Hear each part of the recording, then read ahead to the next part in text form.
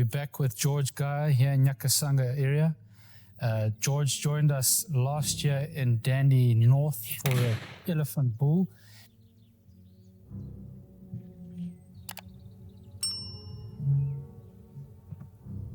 And what a phenomenal bull he got, 45 pounds, well deserved. We walked many, many miles for that elephant. And at that moment, we decided that we would head to Nyakasanga for 2025. And here we are for part 2. So it's our first morning here in Nyakasanga. So excited to have George back. We are after a Tuskless elephant and some plains game. We're about to go and test our rifles on the shooting range, and hopefully everything's traveled well, which I'm pretty sure it has. So very excited to have you here, George, and look forward to a fantastic hunt. Yeah, absolutely. You're right there, George. Do you want to shoot off the top of the car, or? No, it's okay. But it.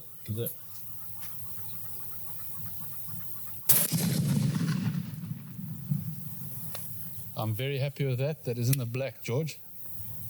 Okay. Very happy with that. I don't even think we need to pop another one in. Okay. We can go and have a look. Let's go and have a look. I think we need to waste Certainly not the gun. It's not the gun. The gun's good. Oh, but anything there is dead. Yeah. So let's do the 2-pipe. See how he's doing. Sure, it'll be perfectly fine. And if you want it higher, George, you just lift it up like that, and then just make sure it's secure.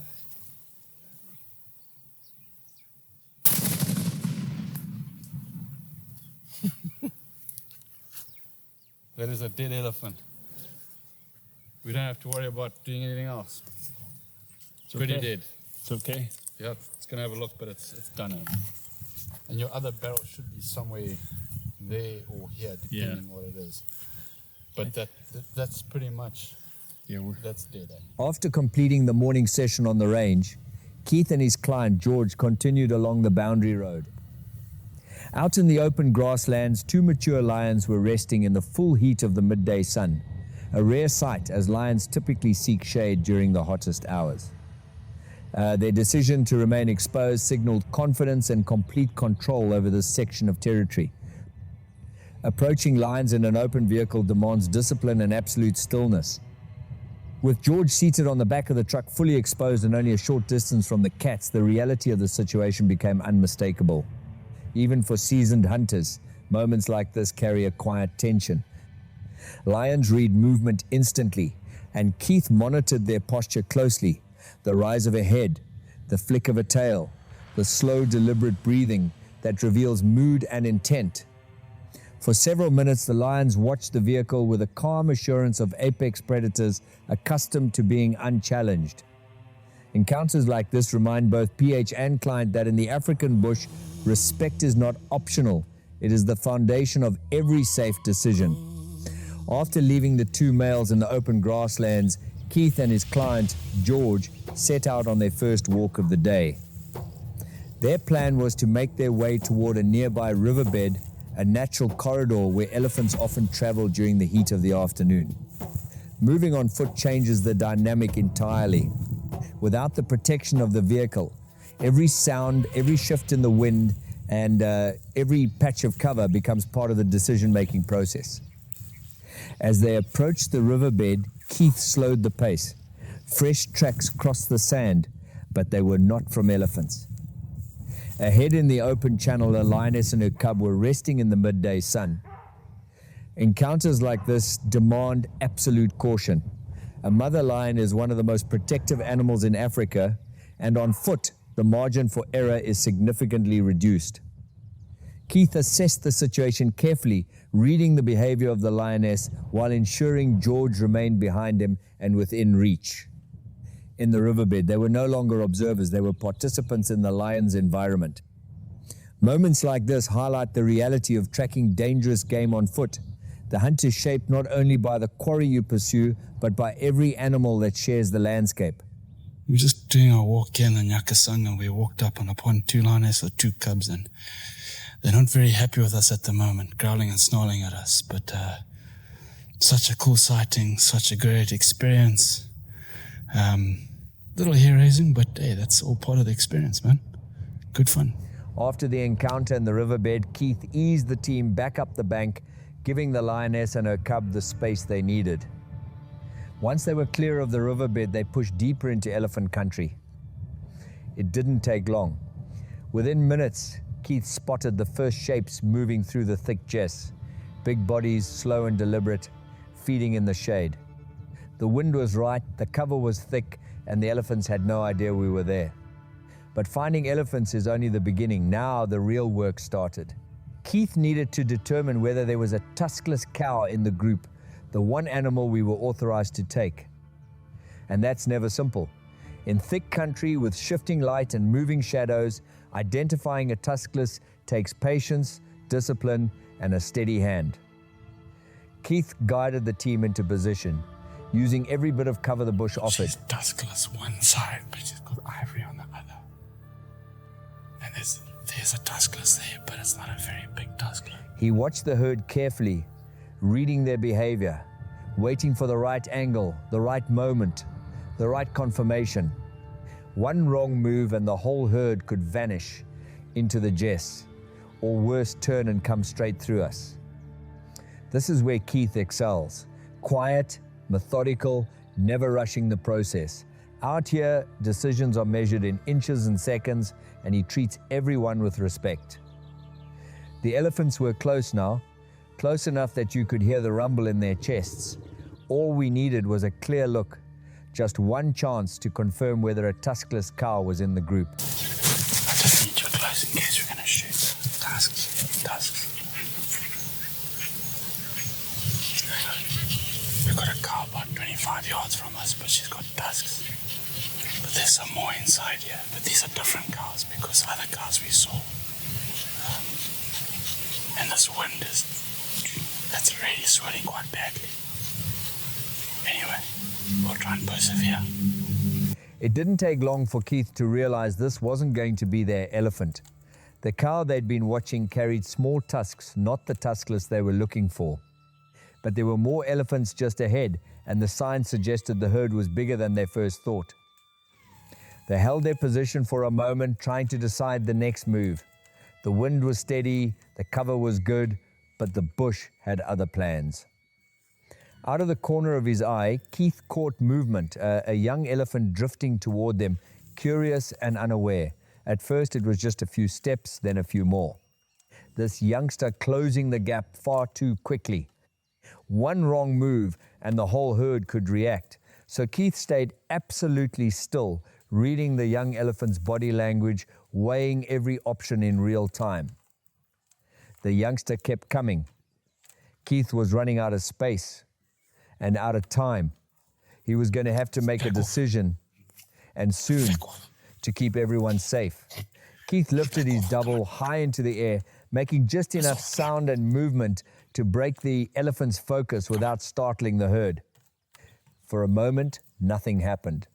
The young bull froze, head tilted, trying to make sense of the shape in front of him. What felt like a long time, that quiet standoff where the bush holds its breath. The elephant shifted his weight, trying to decide whether Keith was a threat or just another shadow in the jess. Finally, the message landed. The youngster swung his head and slowly drifted back into the thick stuff, disappearing as quietly as he'd arrived.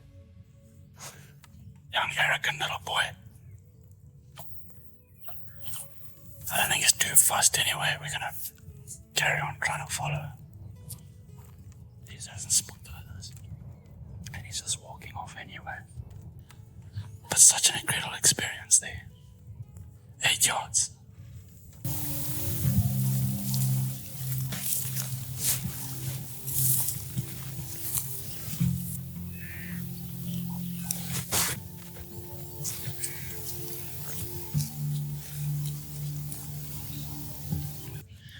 They've all got ivory. Let's just go back this way.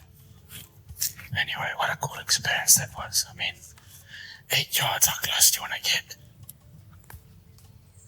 It wasn't long after leaving the young, inquisitive elephant behind that Keith noticed the faintest shift in the shadows ahead. At first it looked like nothing more than a shape in the jess, but then it moved. And in that split second, Keith knew exactly what he was looking at. A tuskless, hidden deep in the thick stuff. She was tucked in tight, barely visible through the tangle of branches, and there was no clean approach from where they stood. Keith quickly realized that Tuskless wasn't alone. There were other cows in the Jess with her. If they were going to have any chance at a clean, safe shot, they'd need to reposition and come in from a better angle. If they wanted even the slightest chance at a safe, ethical shot, they would have to circle down and come in through the riverbed. It was a risky move. The riverbed offered better visibility, but it also meant dropping lower, moving slower. But this is where Keith's experience shines. He read the wind, studied the cover, and made the call. If they were going to take this tuskless, the riverbed was the only way in. And with the light starting to shift, they needed to move now. A tusk cow stood just behind a tree between Keith and the tuskless, blocking any chance of a clean angle. They would have to be patient now, move in slowly, and wait for a gap to open.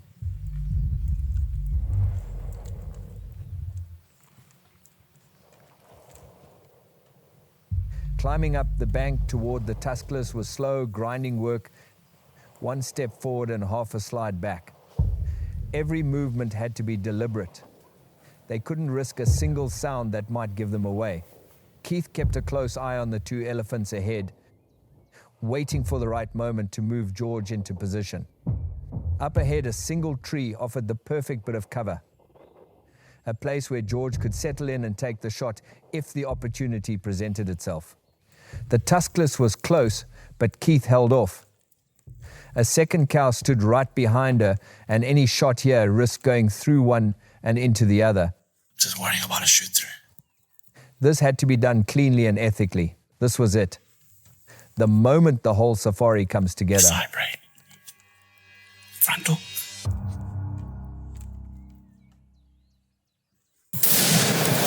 Good shot. Watch her.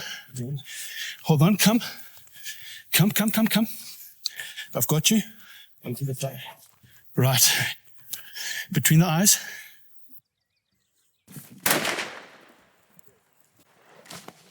We might have to give another one, just reload. You put two in there. Put another in. And you need to put it on safe, eh? There you go. How was that? Good footage. Right, let's just go and have a look. Keep it on safe, come.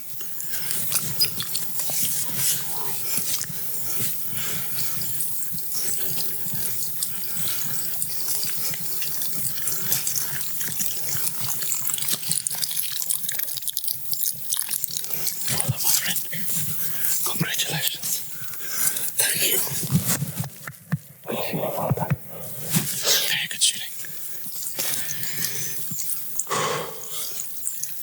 George.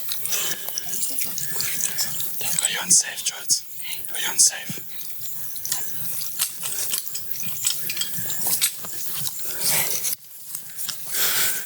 Right. Mr. George, how are you feeling, good sir? I don't know, mixed of excitement versus, what a hunt. You know, we were over there and we were kind of disappointed because we really couldn't get it. And then these guys were phenomenal. They spotted this. And, Ford actually spotted it. yeah. So, But, geez, George, what a phenomenal frontal. Oh, that was textbook. She was dead before she even knew it. I was worried at one stage because of a shoot-through. yeah. But she stepped quite well left of the bull, so it presented a shot there. Well done. Well done. Good shooting. Thank you, sir.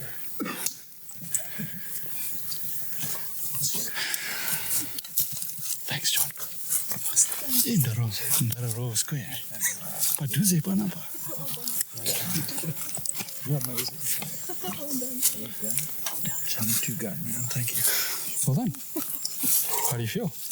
Incredible. Eesh, that shot was just... You handled it like a champ, eh? Presented just, like frontal. Yeah. Yeah, she did that classic down on two. Yeah, she...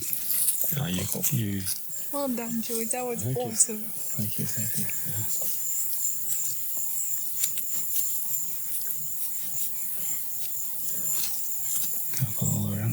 that for you, George. There you go. I